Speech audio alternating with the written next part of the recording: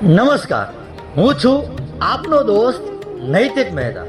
Story with નૈતિકમાં આપ સર્વેનું હાર્દિક સ્વાગત કરું છું. આજે આપણે શરૂઆત કરવી છે એક નવી સફરની. તો હું આશા રાખું છું આ સિરીઝ આપણને પસંદ આવે. તો આવો શુભ શરૂઆત કરીએ નૈતિકની નજરે ગુજરાતની સફરે.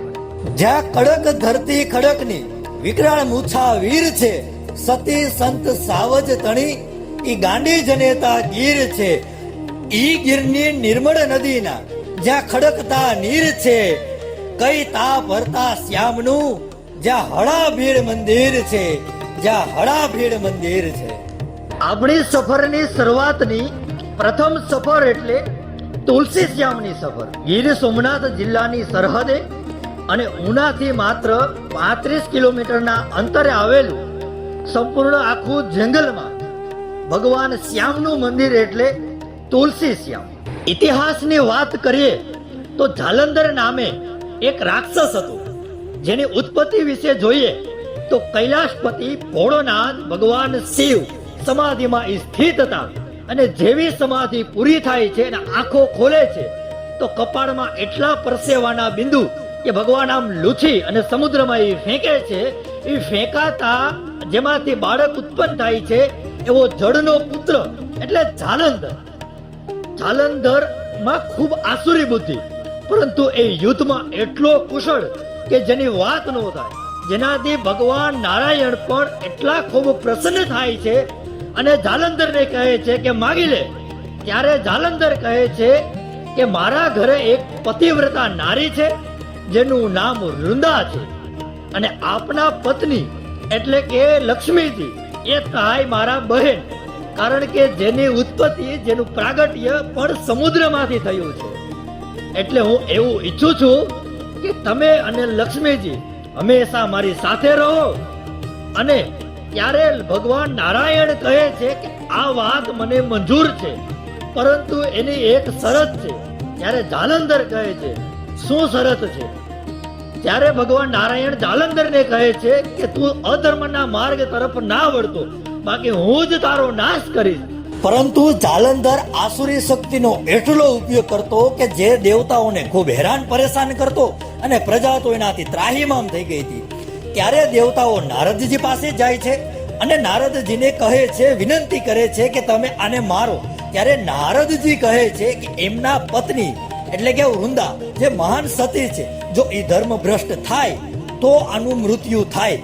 નારદજી જાલંધર પાસે જાય છે અને કહે છે, શું તમારો વૈભવ, શું તમારી સંપત્તિ, જેની આગળ તો સ્વર્ગ પણ ફીકું પડે છે, તમારી સાથે તો સાક્ષાત લક્ષ્મી નારાયણ સાથે રહે છે, બસ એક વાતની કમી છે. ત્યારે જાલંધર નારદજીને પૂછે છે શું વાતની કમી છે, બોલો ને. કે નારાયણના પત્ની લક્ષ્મી આટલા રૂપવાન છે, ભગવાન ભોળાનાથના પત્ની એટલે કે પાર્વતી આટલા રૂપવાન છે તમારા વૃંદા આટલા રૂપવાન? ત્યારે જાલંધર કહે છે કે એ રૂપવાન નથી, પરંતુ એ મહાન સતી છે. નારદજી કે એ વાત હું સ્વીકારું છું, પરંતુ એ શું એ રૂપવાન તો નથી ને? ત્યારે જાલંધર કહે છે તો મારે શું કરવું? એટલે આ તો નારદજી કહે છે કે હું તો માનું છું અને હું વિચારું છું ત્યાં સુધી સૌથી રૂપવાન હોય તો એ ભોળાનાથના પત્ની એટલે કે પાર્વતીજી છે. જો એને લઈ આવું તો કહેવાય કે એ રૂપવાન છે.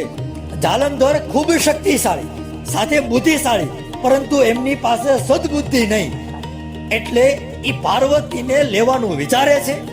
આ વાતની ખબર પાર્વતીજીને પડે છે. ભગવાન ભોળાનાથ અને જાલંધર વચ્ચે ઘમસાણ યુદ્ધ થાય છે, જે લાંબા સમય સુધી એ યુદ્ધ ચાલે છે.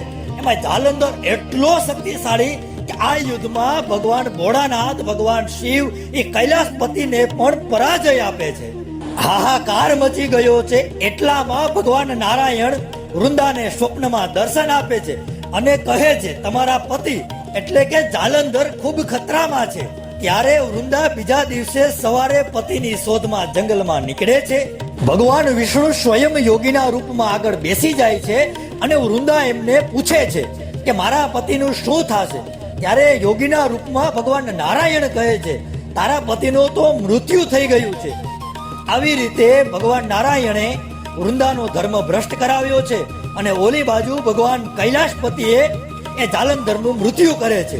આ વાતની જાણ વૃંદાને થાય છે. ત્યારે વૃંદા ભગવાન નારાયણને શ્રાપ આપે છે કે તમે સાક્ષાત નારાયણ હોય તો પણ હું તમને શ્રાપ આપું છું.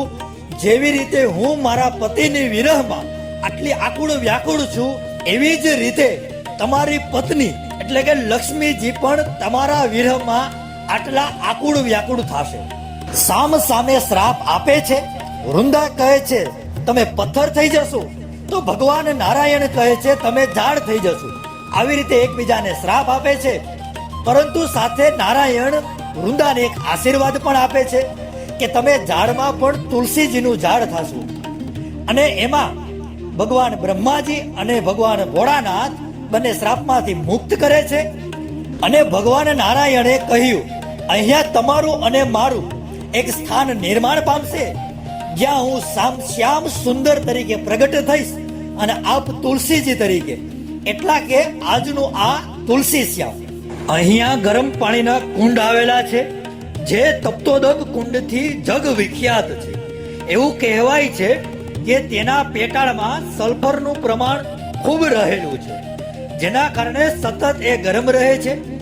તેમાં સ્નાન કરવાથી ચામડીના રોગ પણ દૂર થાય છે. આવી તો ઘણી અહીં રહસ્યમય વાર્તાઓ જોડાયેલી છે.